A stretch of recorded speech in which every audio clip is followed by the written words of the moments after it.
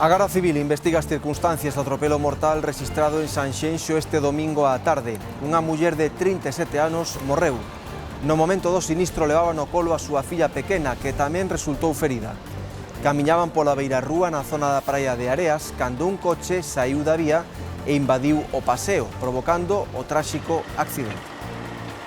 Yo venía por ahí por la carretera, vi que había muchísima gente, vi que había un coche atravesado ahí, medio roto, y luego vi una señora tirada en el suelo. Es fatal, la verdad, porque yo paso por aquí todos los días y, bueno, pensando, y bueno, pues yo suelo venir por esta acera, pero vamos, para allí es fácil que te alcancen, vamos. Es que nos da miedo, porque ya conocemos personas que han tenido más de un susto aquí en este paso.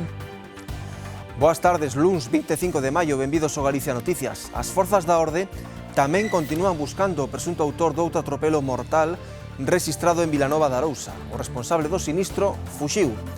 A Garda Civil traballa agora na busca e identificación do vehículo e do condutor implicado. O accidente produciuse de madrugada na parroquia de Tremoedo.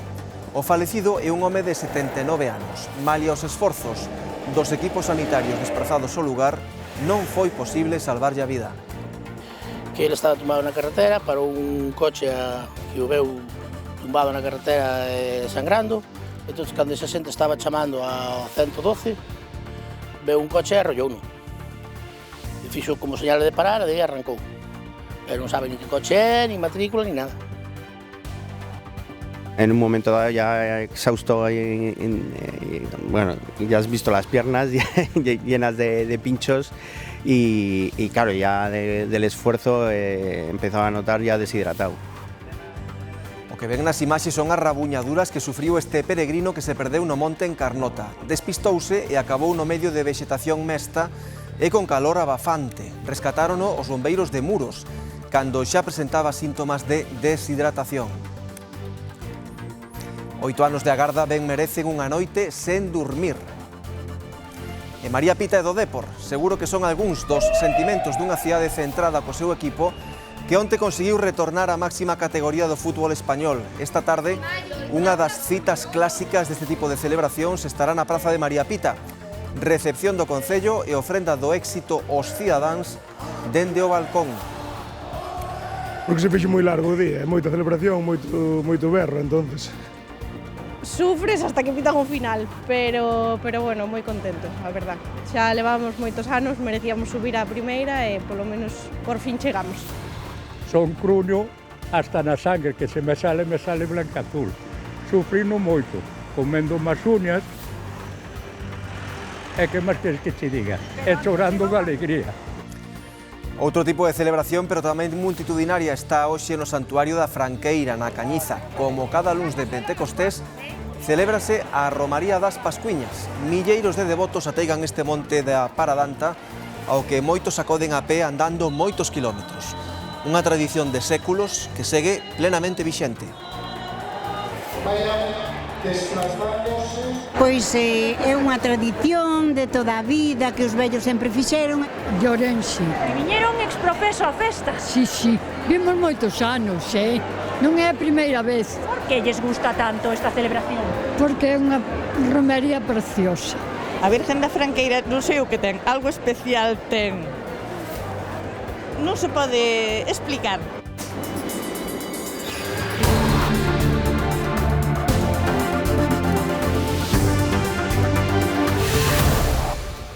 Primeira parada do Galicia Noticias en directo en Sanxenxo. Ali a Garda Civil investiga as circunstancias en que se produciu un atropelo mortal este domingo á tarde. A vítima é unha muller de 37 anos.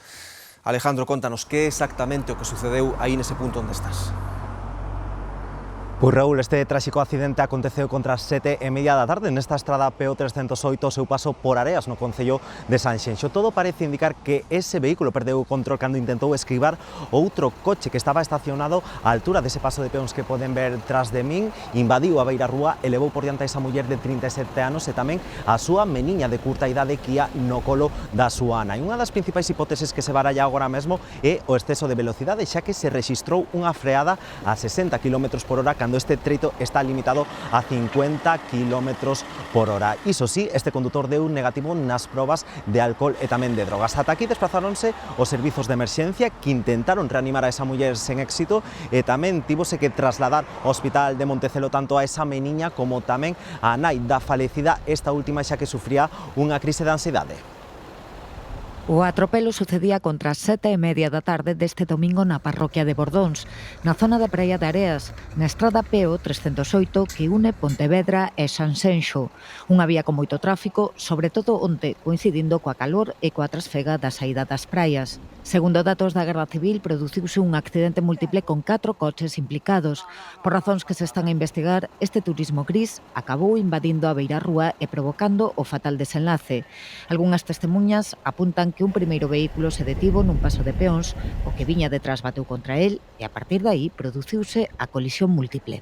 Moitísimo tráfico no verano, de moitísimo. Entonces, pois claro, me imagino que ten as súas complicacións e todo eso. La cantidad de coches que hay en verano. Bueno, en verano, en Semana Santa, los fines de semana, sí, cada vez hay más. Los coches y la gente que cruzamos, que claro, en verano estamos continuamente cruzando con niños por este paso de peatones y debería haber alguna rampa o algo o señalizarlo más. Yo que vengo por aquí todos los días, además como vienes de espalda, cerca de los coches, con nada que se le vaya el volante al señor, te atropella y no lo ves venir por atrás.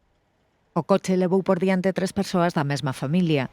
A muller, de 37 anos e natural de Pontevedra, levaba a súa filla no colo e acompañada do seu home e da súa nai. Tralo atropelo, a muller sufriu unha parada cardiorrespiratoria e os equipos de emerxencia non conseguiron reanimala.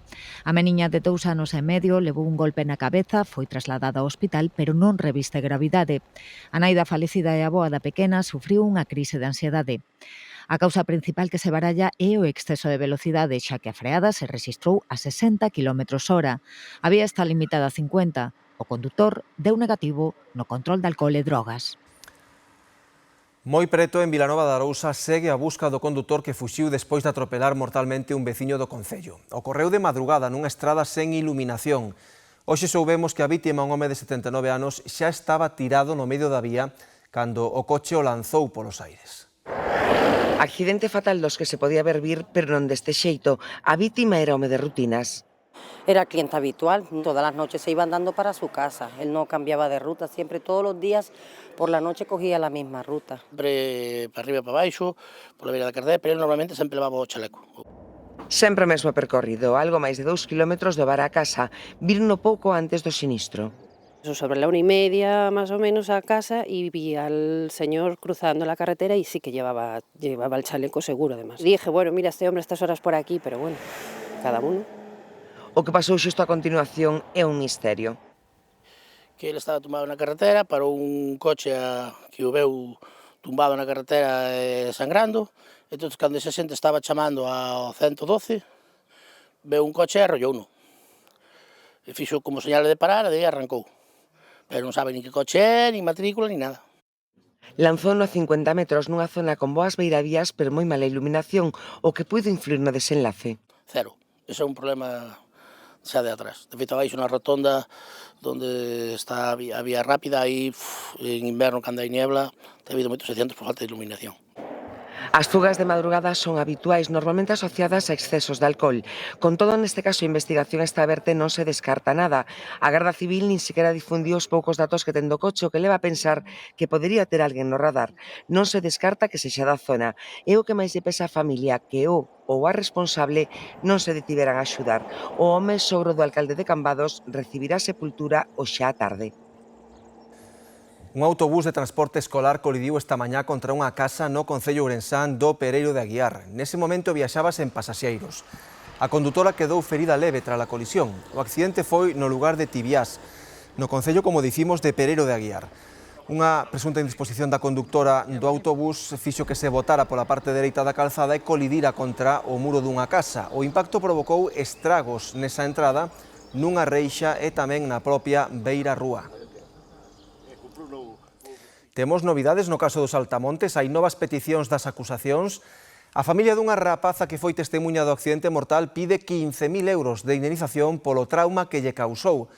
A representación legal da nena, que daquela tiña 14 anos, alega un trastorno de estrés postraumático que aínda se mantén, xa que non logrou superar o recordo da tráxica escena que viviu e ten secuelas. Petición que se suma ás dos abogados dos pais e da parella do rapaz falecido na atracción, que piden penas que suman 4 anos e medio de prisión pros imputados. O Xabaril segue a facer das súas. Desta vez arrasou en Guitiriz 30 hectáreas de millo en leiras acabadas de plantar. Pertencen a unha soa explotación, polo que os donos afrontan perdas económicas importantes. De seguida vemos máis sobre estes estragos do porco bravo aquí no Galicia Noticias. Se conducen hoxe unas próximas horas pola A6 deben prestar atención a novos cortes de tráfico polas obras de modernización dos túneles. Hoxe e mañá está pechado o túnel de Pedrafita e a circulación rodada é desviada pola Estrada Nacional Sexta, atravesando o centro urbano da vila. Volve o tráfico intenso a esa localidade da montaña lucense que asume todo o tránsito de turismos e camións cara ao centro do país. O corte afecta a calzada esquerda da A6 en sentido Madrid ata mañá ás 8 da tarde. O Ministerio de Transportes executa a mellora dos túneles desa autovía, entre eles os do Cereixal, Doncos, San Pedro e Pedrafita, na provincia de Lugo. O norte das provincias de Lugo e da Coruña volven estar en aviso amarelo por treboadas. Nas últimas 24 horas caeron na nosa comunidade máis de 2.300 raios. Foi unha noite de trebóns e de calor tropical. Concellos como Viveiro e Folgoso do Courel espertaban cos termómetros xa en vermello. 26 graus había ás 8 da mañá. O ceo volveu iluminarse esta noite en moitos concellos galegos. Encantan as tormentas, e sobre todo velas desde a casa. Que pasa que, claro, tempo, pois non, que chova non, pero bueno, as tormentas son bonitas. Eu estar na casa, fora chovendo, e vendo a treboada de fondo, gustame moito, a verdade. Esta tarde volven, hai aviso amarelo por chuvia e trebóns na zona centro e norte de Lugo e na Coruña. Esta será a última tarde con esta inestabilidade, con este episodio de lóstregos, seguirá o bochorno, teremos a provincia de Lugo e a provincia da Coruña, que será onde máis probablemente teñamos esas bategadas que ademais por veces van vir tamén pois acompañadas de pedrazo. Madre mía! Como xa ocorreu en Carballo, a Sarabia é o que máis preocupa no campo. Leitugas e demás, pois bueno, sí que poden aguantar un pouquiño máis porque xa son máis fuertes. E bueno, xa o granizo, se nos vamos aí, xa é bastante máis perjudicial. Xa rompería as plantas, xa machacaría todo. Tamén seguen as noites tropicais. Localidades como Viveiro ou Folgoso do Courel espertaban co termómetro cerca dos 26 graus. Malas, porque non se dá dormido. Moi malas. Sí, yo lo que llevo peor son las noches, así con este calor que hace. Calor pola noite e polo día. Ourense volverá a ter a máxima con 34. Lugo, Ferrol e Santiago rozarán os 30 e no resto non baixarán dos 25. Pois pechar as ventas, as persianas no momento de calor para que non quenza moito a casa e despois intentar abrir cando se pode, claro. Yo pensaba que íbamos a tener aquí unha brixica ou algo e nada. Prefiero o calor, aínda que sudamos, pero gústame moito o calor. Altas temperaturas toda a semana e con avisos. En Ourense, o mércores xa temos activado un aviso por altas temperaturas. Episodios que, debido ao cambio climático, cada vez van ser máis frecuentes. O Xabaril arrasou 30 hectáreas de millo acabado de sementar en varias parcelas dunha mesma explotación gandeira en Guitiriz. Os propietarios avalían as perdas nuns 6.000 euros. Diego, propietario da explotación gandeira Portagándara de Guitiriz, amosábanos esta mañá o desastre que xa lle comunicaron á Consellería de Medio Ambiente. O Xabarín arrasou 30 hectáreas de millo en varias parcelas recén sementadas. A finales de abril sembramos en torno a 67-68 hectáreas e tan pronto como sembramos, as últimas sobre todo, que foron polo 27-28 de abril, empezounos a atacar o xabarín e comeu en torno, aínda que algúns medios dixeron 20 hectáreas, hai en torno a 30 hectáreas comidas. Pero comidas de todo, é dicir, a un xeito e outro, é dicir, segueu o rego totalmente, levantounas, non deixou absolutamente nada. Avalían as perdas nuns 6.000 euros, ademais de ter que volver sementar, pero o que máis os incomoda é facelo coa inquedanza de que o porco bravo repita as andanzas. Isto ten un custo moi grande, porque só a semente máis ou menos pode andar en torno a 80 a 100 euros saco, dependendo da variedade. Gastas 2 sacos por hectárea, o sea, que anda rondando os 180, 200 euros hectárea, hai que volver a sembrar, e o problema é que volves a sembrar sin ningunha garantía de que non volva a comer. E agora seguimos sembrando, estamos preparando máis terras para sembrar, e as garantías de que non che coman todo o traballo que volves a facer son ningunha. Na fin de semana houve unha batida de caza, pero Diego está convencido de que a solución á sobrepoboación de xabarín non pasa por estas medidas. Cree que o problema é máis complexo e ten máis que ver co abandono do rural. Ves en cámaras de fototrampeo que hai manadas moi grandes, eu creo que se foi un pouco das maus, e a solución, agora mismo, eu non lla vexo. Encima o monte está moi descuidado. Eu creo que outro problema que hai é que se deberían facer no mes de maio, que non se fai ningún daño, queimas controladas, porque non é viable desbrozar todo o monte como creen moitos, porque tampouco non é fácil a veces cazar en superficies de leña enormes, que, bueno, eu non sei, antes, desde logo, non paraba un xabarín ao pé das casas, e agora, polo abandono do rural, pois chegan os xabarís ás portas das casas. Os bombeiros de Muros tiveron que rescatar un peregrino que se perdeu nun monte de Carnota. Atopárono no medio da vexetación con síntomas de deshidratación. Malia que un experto no camiño equivocouse nun treito xunto o grupo que guiaba. Iria. Si, ao chegar á altura do cemiterio de Lariño, estes peregrinos vascos metéronse por erro neste sendeiro e acabaron completamente atrapados pola vexetación. Todos decidiron dar a volta menos seu guía, que tentou seguir avanzando ata quedar completamente rodeado de toxos. Exausto e deshidratado, chamou ao 112, que tivo que abrir camiño para chegar onde estaba. Tamén acudiu unha ambulancia, pero por sorte todo quedou nun gran susto e hoxe o grupo continúa o seu camiño cara a Compostela. Jorge leva 24 anos explorando os treitos máis descoñecidos do Camiño de Santiago. Pero onte, unha equivocación puido custarlle a vida cando guiaba o seu grupo por un monte de Lariño, en Carnota. Nos metimos en un bosque y ahí vimos que nos habíamos desviado, que parecía que había una carretera cercana que podíamos llegar, pero se fue cerrando la maleza, se fue cerrando. Un calor gordo, porque eran 2:30, no teníamos agua, nos metimos en un bosque ahí muy malo, porque no se veía nada, nada de nada, mucho toxo, en fin.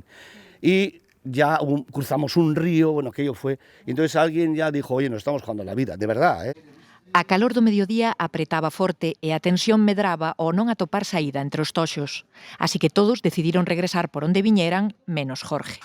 Y yo también bastante cabezón, porque veía en el mapa que me quedaba muy poquito, pero nada, fui incapaz de llegar hasta el final.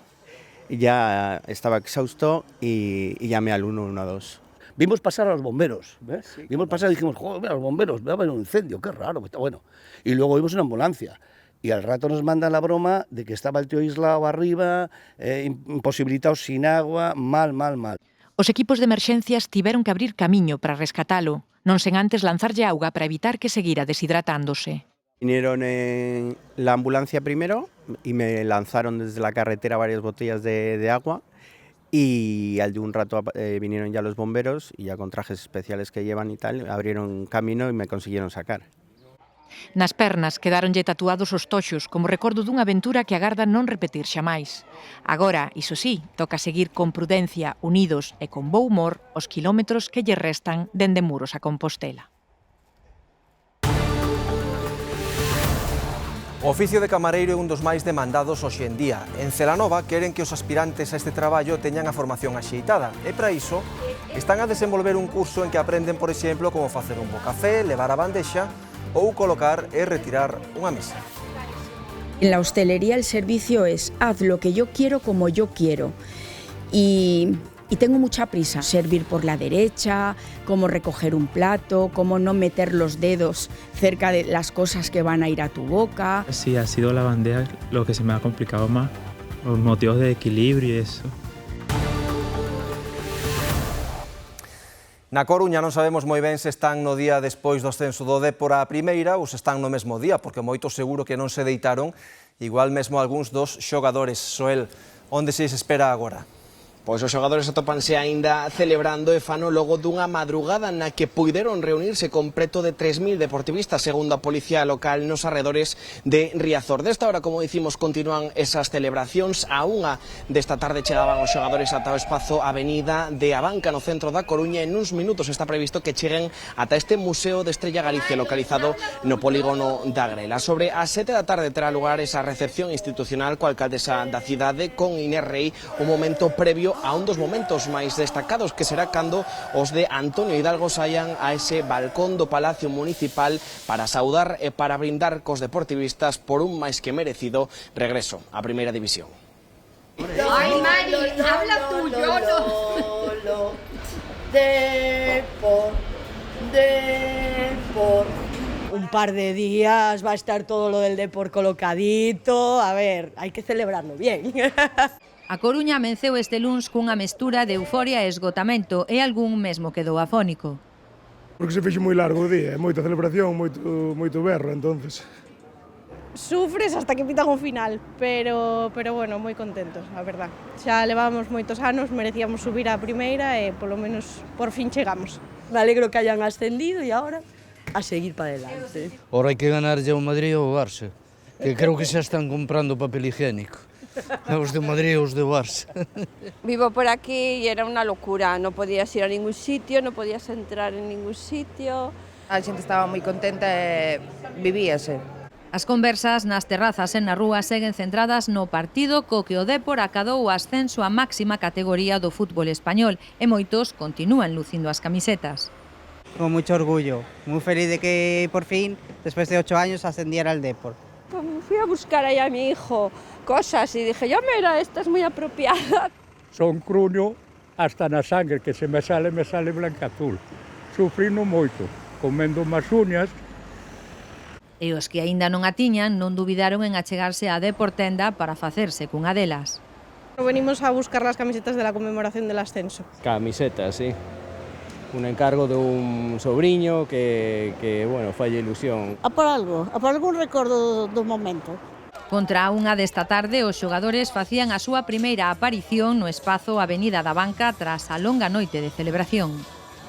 E a festa vai continuar esta tarde aquí en María Pita, onde os seareiros branquiazuis volverán a xuntarse porque contra as 7 os xogadores do Depor sairán ao balcón do Concello para compartir cos milleiros de afeccionados este gran momento do ascenso do equipo á Primeira División, unha celebración na que a propia María Pita, lucindo a camiseta do Depor e portando a bandeira do equipo, convertirase tamén en protagonista e testemunha desta xornada que promete que volverá a tinguir o centro da cidade de azul e branco. Eu sigo cunha celebración.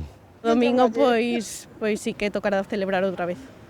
Porque o próximo domingo, tras o último partido do Depor contra As Palmas, haberá outra celebración, desta volta cos xogadores na contorna da Fonte de Catro Camiños. Alegría tamén en Vigo co final de temporada do Celta. O equipo clasificouse para unha competición europea por segunda vez consecutiva ao rematar no 6º posto da Primeira División, polo que volverá a xogar a Liga Europa a vindeira temporada. A afección celebrou o grande o peche da temporada, o que se uniu ao anuncio da semana pasada da renovación de Iago Aspas, que vestirá a camisola do Celta ata case os 40 anos.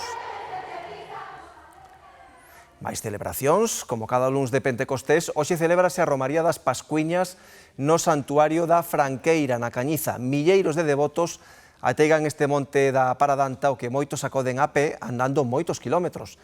Fano a maioría acompañando as virxes e os santos das súas parroquias nunha tradición de séculos. Cada ano máis xente, máis imaxes e máis postos nesta festa declarada de interese turístico galego. Case imposible cuantificar os milleiros de persoas que acoden cada luns de Pentecostés a este santuario. Enchen a chaira, a carpa onde se acollen os santos e a contorna do santuario. O párroco vencella o éxito da romaxe co vínculo co campo e a tradición mariana. Do final do tempo pascual, de Pentecostés, e combina ademais o que é o elemento do noso mundo rural. As persoas finalizan o traballo da sementeira e os dons do Espírito que se derraman tamén sobre nós. Este ano haberá tamén unha petición especial de paz. Ata de Ourense veñen os romeiros por tradición, por religión, por facer deporte e mesmo por unha mestura de sentimentos e emocións que son moi difíciles de explicar para algúns. De Ourense. E viñeron exprofeso a festa? Sí, vimos moitos anos, non é a primeira vez. Por que lles gusta tanto esta celebración? Porque é unha romería preciosa. Pois é unha tradición de toda a vida que os vellos sempre fixeron e agora quedamos poucos, pero intentamos. Somos de Lira, Salvaterra de Miño. Sí, veñen andando? Sí, vimos desde San Pedro. Collemos normalmente, vimos desde San Pedro, sí. Cantos kilómetros son? Home, igual 12 ou así. Bueno, unha aproximación, porque sobre 12 ou así, máis ou menos. Que atrae a tanta xente a esta festa? Por que ven tanta xente? É unha cousa moi difícil de explicar. Cada un ten os seus sentimentos e as súas cousas. A Virgen da Franqueira non sei o que ten, algo especial ten. Non se pode explicar, é algo que non. Porque non sei se lles concede favores ou por que, ou a tradición de vir. Non sei, solo falar dela xa te emociona. Este ano a imaxe homenaxeada é a Virxe das Dores da parroquia covelense de Barcia de Mera. A festa culminará cun gran xantar nos máis de medio cento de postos en varias localizacións da festa. Pola tarde, as máis de 70 virxes e santos volverán ás súas aldeas de orixe, case todas desta bisbarra do Condado Paradanta.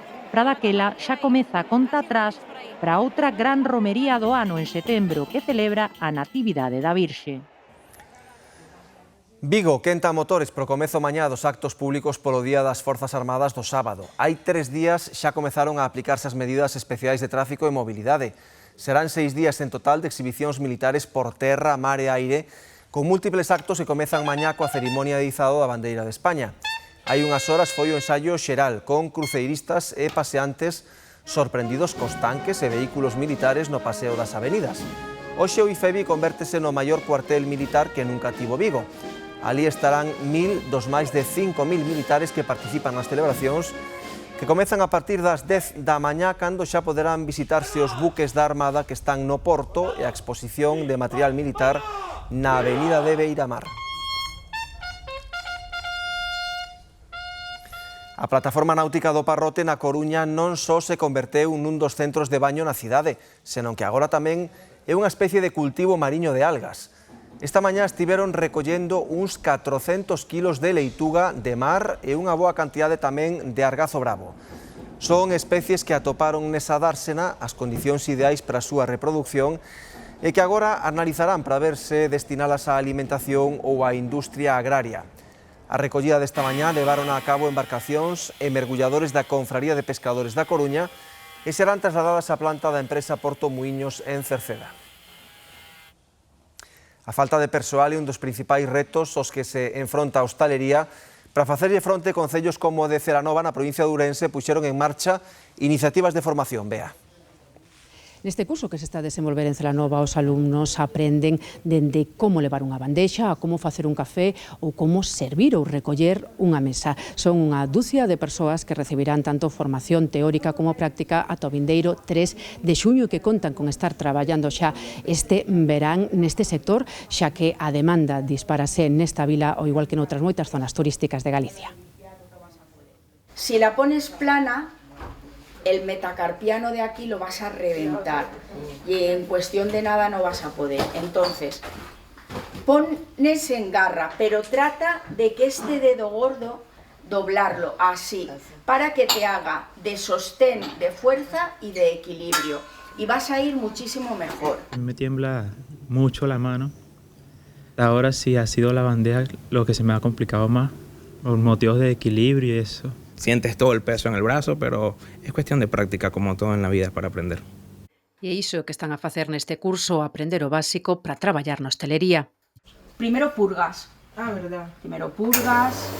Cuando ellos se presenten, sepan hacer un café, cremar una leche, que no hacer espuma, y que nada de lo que les digan les suene a chino. Como poco, eso, servir por la derecha, cómo recoger un plato, cómo no meter los dedos cerca de las cosas que van a ir a tu boca, cuestiones de protocolo de higiénico-sanitarias. No, nunca he trabajado en la hostelería, porque yo soy muy tímida y me da trabajar así cara al público. Aquí tamén lles ensinan como tratar cos clientes e a buscar emprego, o obxectivo principal dos que acoden. Mucha gente, muchos amigos me recomendaron, oye, la hostelería es el trabajo que más rápido te va a salir cuando llegues, cuando ya, digamos, tengas tu permiso para poder trabajar. Es un poquito fuerte, pero mi respuesta es, bueno, vine a trabajar. Sí, hay mucho, más en verano, porque es cuando viene la gente de afuera, ¿sabes? Hay mucho más en verano. Constátano os bares e restaurantes da comarca. Pero é moi complicado encontrar, moi complicado, é verdad que sí. Claro, cando os demais están de festa nos estamos traballando, pero realmente o problema principal é eso, que non están formados, veñen sin unha base. Sobre todo lo que hay que buscar es gente que tenga actitud, que cada vez hay menos, pero bueno, siempre hay, siempre hay. Hay que intentar también por nuestra parte, los propietarios tenemos que poner unas condiciones aceptables, pero siempre hace falta gente porque hoy hay más eventos que nunca, creo. O sector da hostelería representa a metade dos empregos que se xeran durante o verán en toda España. Parece sinxelo, pero facer un bo café, un café con auténtico sabor a café, non é tan doado. Apréciano os grandes consumidores e sábeno ben os que están detrás dunha cafeteira e realizan todo o proceso. E os de especialidades entran con forza dende hai un tempo nos establecementos hostaleiros. Hoxe imos entrar en dous locais candidatos a estar entre as mellores cafeterías de Europa. Están en Pontevedra, pero na provincia e na comunidade hai outras que tamén aspiran a formar parte desta listaxe tan exclusiva. Durante anos o café de especialidade semellaba ser unha moda asociada a un produto exclusivo e caro, pero desde hai tempo ese café con auténtico sabor a café forma parte xa da rutina diaria grazas ao bo facer deses establecementos que cuidan o produto e a elaboración e que son recoñecidos con mencións e premios. É o caso de dúas cafeterías de Pontevedra, candidatas a estar xa entre as 100 mellores de Europa. Levamos 3 anos levando o premio a unha das 100 mellores cafeterías de España, cafetería de especialidade, e agora seleccionáronos para formar parte desta selección como das mellores europeas. E grazas a nosa clientela, claramente, que sen eles nada, e despois penso que con moito mimo, cariño, constancia. Os cafés de especialidade levan tempo medrando de maneira silente. Un bo produto, unha moenda axeitada, unha boa maquinaria, a auga que empregan, todo conta para apreciar un café con aroma e sabor a café. A calidade do café sí que é importante, pero se despois non se trata ben ese gran que nos chega en verde, tanto o que o tuesta como nos despois preparando, non é nada, e iso hai que cuidar todos os aspectos posibles. Moi boa materia prima, temos unha maquinaria tamén que nos axuda a conseguir ese propósito, unha maquinaria moi boa e unha maneira de traballar que é sempre a mesma. Bo produto, pero tamén bo servizo é o que fai que o cliente repita. Teñen café de especialidade, cada semana van cambiando, dun sitio diferente do mundo, polo cal, se queres probar cousiñas diferentes, tes a posibilidade. É un café moi agradable, suave, non che queda amargor na boca, quedache unha sensación agradable.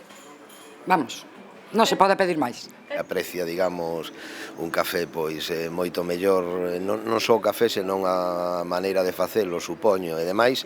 E lo principal é o café. Es porque vinimos aquí, principalmente por el café. No hay otro distinto.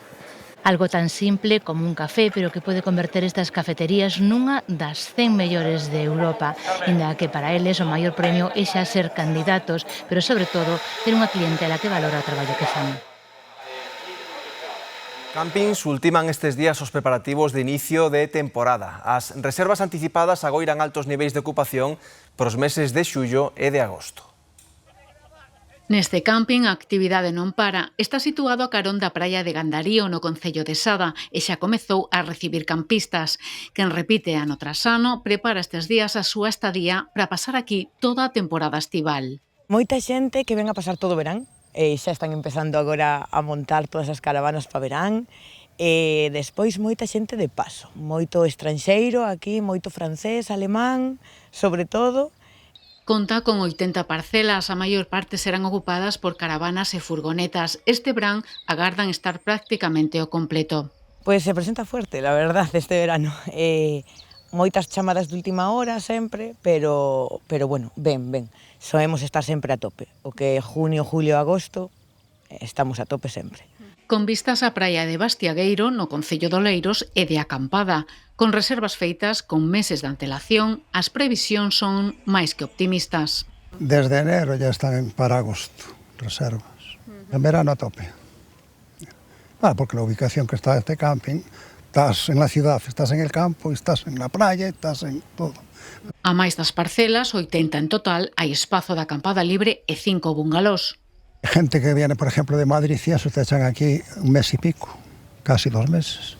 Después otros una semana, los extranjeros, que vienen una semana, más o menos en verano.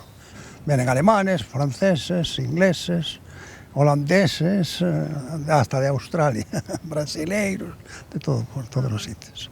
Agoiran un bo verán, agora só queda, din, que o tempo acompañe.